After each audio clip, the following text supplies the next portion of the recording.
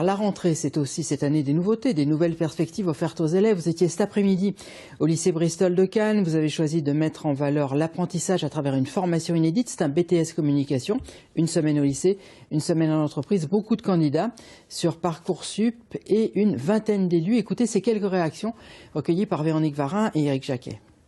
Disons que j'ai commencé en faisant une année de licence de langue qui ne m'a pas plu, le système de ma fac ne m'a pas plu. J'ai du coup eu la chance d'effectuer une expérience professionnelle au sein d'une entreprise de marketing qui m'a vraiment plu. Et j'ai dû gérer les réseaux sociaux, j'avais énormément de responsabilités qui m'a vraiment ouvert les yeux sur ce que je devais faire plus tard.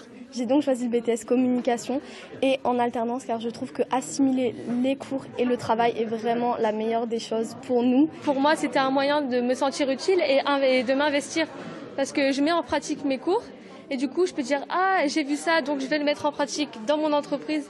Et du coup, ça m'apporte que du positif parce que je me sens plus intéressée par ce que j'apprends.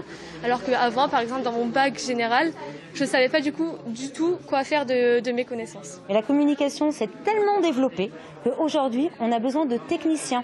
Donc on a besoin de niveau intermédiaire, de Bac+2, pour gérer notamment les réseaux sociaux, les publications.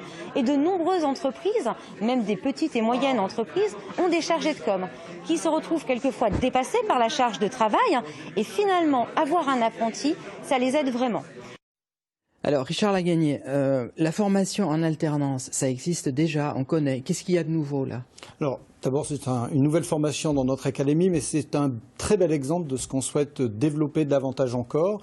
Il y a un enjeu essentiel, c'est le partenariat entre l'éducation nationale et les entreprises. Nous devons coller aux besoins des territoires. Nous allons d'ailleurs travailler cette année notre carte de formation, non seulement à l'échelle académique, mais à l'échelle régionale.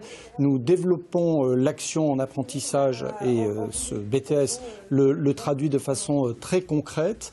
Nous avons à développer l'appui de nos CFA dans nos écoles et dans nos établissements.